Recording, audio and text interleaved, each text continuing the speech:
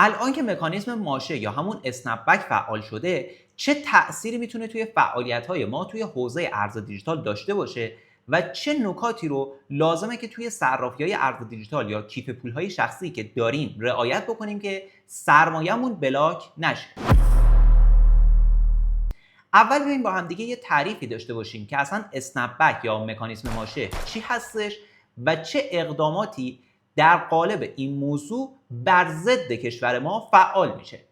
اسنپ بک یا مکانیزم ماشه یه بندی هستش که توی برجام اومده بود و طبق این بند تمام تحریم‌های سازمان ملل و تمام قطعنامه‌هایی که تا قبل از این علیه ایران صادر شده بود به یک باره برمیگرده و کشورهای اروپایی خیلی راحت میتونن به این موضوع استناد بکنن که ایران به تعهدات برجامی خودش عمل نکرده و در نهایت بند اسنپ بک یا همون مکانیزم ماشه رو فعال بکنن.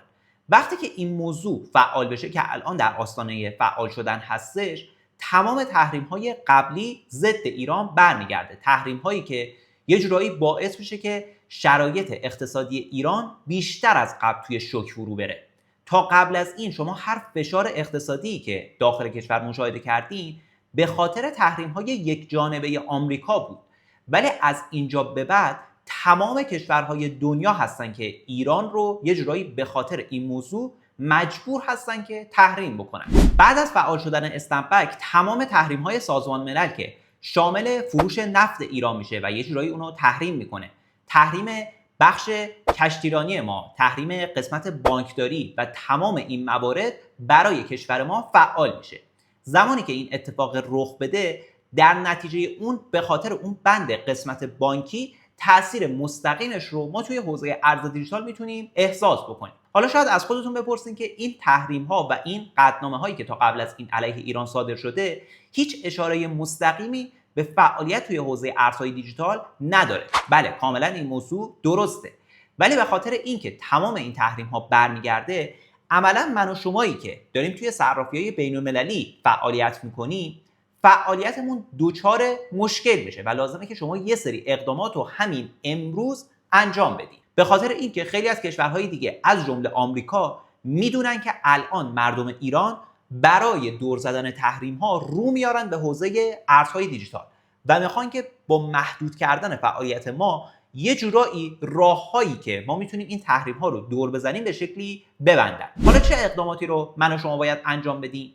اولین اقدام مهم و مهمترین موضوعی که شما باید رعایتش بکنی اینه که تحت هیچ شرایطی، دقت بکنید، یه بار دیگه تاکید میکنم، تحت هیچ شرایطی نباید از صرافی ایرانی تتر و ارزهای دیجیتال متمرکزی مثل USDC رو برداشت بکنید به حساب صرافی بین المللی یا حتی کیف پول شخصی خودتون. تا قبل از این اگر ما می‌آمدیم از طریق صرافی ایرانی تتر یا یه ارز استیبل کوین متمرکز دیگه مثل USDC رو برداشت می‌زدیم، حالا چه به مقصد کیف پول شخصی خودمون چه به مقصد صرافی بین‌المللی که برای فعالیت من و شما مشکلی ایجاد نکرده، ایراد خاصی نداشتش. این کار انجام می‌شد. بارها و بارها هم توی ویدیوهای قبلی اگر نگاه بکنید من خودم به این موضوع تاکید داشتم. ولی از اینجا به بعد شرایط داره خطرناک میشه و ریسک بلاک شدن سرمایه رو باید به جون بخریم.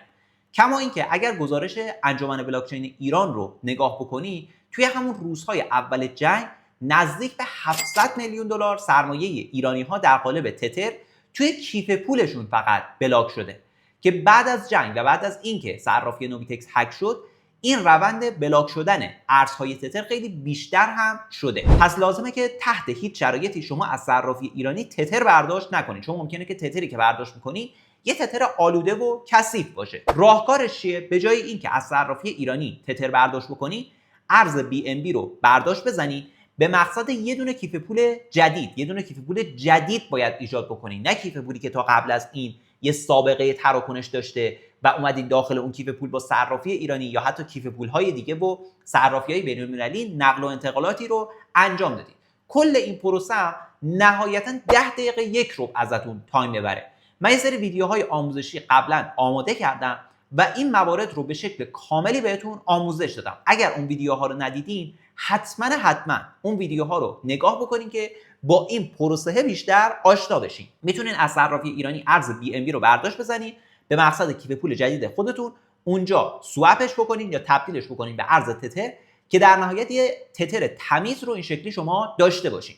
حالا اگر میخواین تتر خودتون رو به مقصد صرافی بین‌المللی انتقال بدین، میتونین از این کیف پول جدید خودتون به مقصد یه دونه حساب جدید صرافی این نقل و انتقال رو انجام بدین. این شکلی ریسک بلاک شدن تتر کلا براتون از بین میره. حالا نکته دومی که شما لازمه رعایتش بکنید اینه که برای استفاده از صرافی بین‌المللی یا حتی استفاده از کیف پول شخصی خودتون حتما از VPN استفاده بکنید. حتما VPNی که استفاده میکنید VPN غیر رایگان باشه، VPN پولی باشه.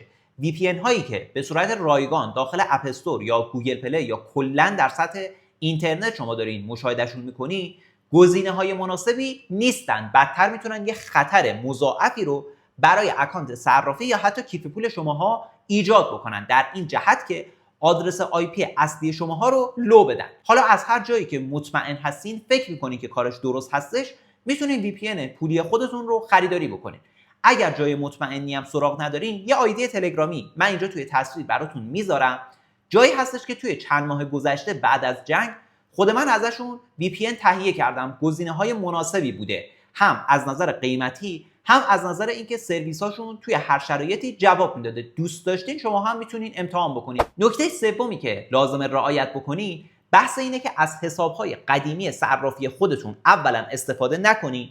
اون حساب صرافی رو حتما سریعتر خالیش بکنید، مخصوصا اگر تا قبل از این یک بار با IP ایرانی واردش شدین، از صرافی ایرانی نقل و انتقالی بهش انجام دادین یا حتی اومدین داخل اکانت صرافیتون احراز هویت و وریفای رو با مدارک و مشخصات ایرانی انجام دادین. حتی اگر اومدین شماره موبایل ایران خودتون رو داخل اکانت اون صرافی ثبت کردین، لازمه که حتما خیلی سریع بیاین اکانت صرافی خودتون رو خالی بکنید. لازم هم نیستش که همین لحظه‌ای که این نکته رو گوش کردین سریع برین این اقدام رو انجام بدین. در حد یه هفته 2 هفته دیگه شما تایم دارین که این اقدام اجرایی رو بخواین انجام بدین، چون ممکنه که شما یه معامله بازی داخل صرافی داشته باشین که اگر بخواین این پروسه رو براش طی بکنین در نهایت دچار ضرر و زیان بشین. یه مقداری صبر بکنین، اقدامات قبلی رو انجام بدین، حساب جدید صرافی خودتون رو ایجاد بکنین. بعد از اون که این معامله‌ای که داخل صرافی داشتین به سرانجام و نتیجه خودش رسیدش، اون موقع با خیال راحت معامله خودتون رو ببندین، ارز خودتون رو از صرافی برداشت بکنین، به مقصد کیف پول جدید خودتون که توی مراحل قبلی ساختش رو انجام دادین، با VPN هم واردش شدین و خیلی راحت دیگه بعد از اون مبلغ و موجودی خودتون رو از طریق کیف پول جدیدتون به مقصد حساب جدید صرافیتون انتقال بدین. از اونجا به بعد دیگه معاملات خودتون رو داخل صرافی میتونین پیش بگیرید. نکته مهمی هم که الان وجود داره اینه که همه صرافیایی که تا قبل از این داشتن با کاربرهای ایرانی تعامل میکردن اطلاعیه دادن، گفتن که با فعال شدن مکانیزم ماشه مشکلی توی فرایند شماها به وجود نمیادش. ولی تجربه های قبلی، تجربه های سالهای گذشته، تجربیاتی مثل صرافی کوپن، مثل صرافی مکسی یا حتی صرافی بینگ ایکس که یه زمان ایرانی های زیادی داشتن داخلش فعالیت میکردن، به همون داره این موضوع رو نشون میده که خیلی به این اطلاعیه ها نباید استناد بکنیم.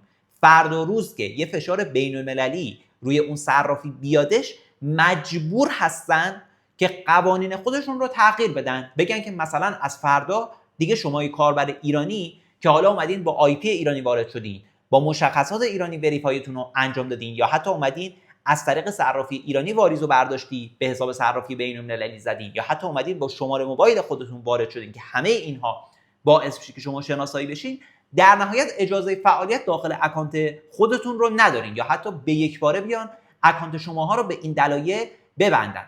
پس برای اینکه مشکل و چالشی توی آینده براتون به وجود نیادش، بهتون توصیه اکید میکنم که این نکته مهم رو هم حتما رعایتش بکنید. با رعایت تمام این 4 تا نکته‌ای که بهتون توضیح دادم، بدون نگرانی همچنان میتونید فعالیت خودتون رو توی حوزه ارز دیجیتال داشته باشین، داخل صرافی‌های بین‌المللی فعالیت خودتون رو انجام بدین و مکانیزم ماشه فعلا با این راهکارهایی که بهتون توضیح دادم خللی توی فعالیت من و شما توی حوزه ارز دیجیتال به وجود نمیاره. حالا اگر چند صرافی ارز دیجیتال میخواین بهتون معرفی بکنم که صرافی‌های مناسبی هستن در حال حاضر بدون احراز هویت میتونیم داخلشون فعالیت داشته باشیم، این چند تا صرافی میتونن گزینه‌های مناسبی باشن. در وهله اول صرافی البنک، در وهله دوم صرافی XD و در وهله سوم صرافی توبی. صرافی‌های دیگه‌ای هم هستن ولی از نظر رتبه و جایگاهشون تو سایت‌های کوین مارکت کپ و همینجور سایت کوینجکو به نسبت این ستایی که بهتون گفتم رتبه‌هاشون خیلی پایین‌تره، ارزهای کمتری رو پشتیبانی میکنن. چون من و شما اگر بخوایم تریدی انجام بدیم، معامله انجام بدیم، لازم هستش که توی صرافی وارد بشیم که تعداد ارزهای بالایی هم پشتیبانی میکنه. از جهت دیگه نقدینگی یا والیوم معاملات داخل اون صرافی هم خیلی مهم هستش که این سه تا صرافی که بهتون گفتم حداقل از نظر این پارامترها هم گزینه مناسبی هم باز داخل سایت کوین مارکت کپ و کوینجکو اگر بررسی بکنید می‌بینیم به نسبت صرافی‌های دیگه‌ای که در حال حاضر دارن به من و شما بدون احراز هویت خدماتی رو ارائه میکنن، گزینه‌های به نسبت مناسب‌تری هستن. پس میتونین داخل این سه تا صرافی که بهتون گفتم یه دونه اکانت جدید ایجاد بکنین و فعالیت خودتون رو بدون دغدغه و مشکل داشته باشین.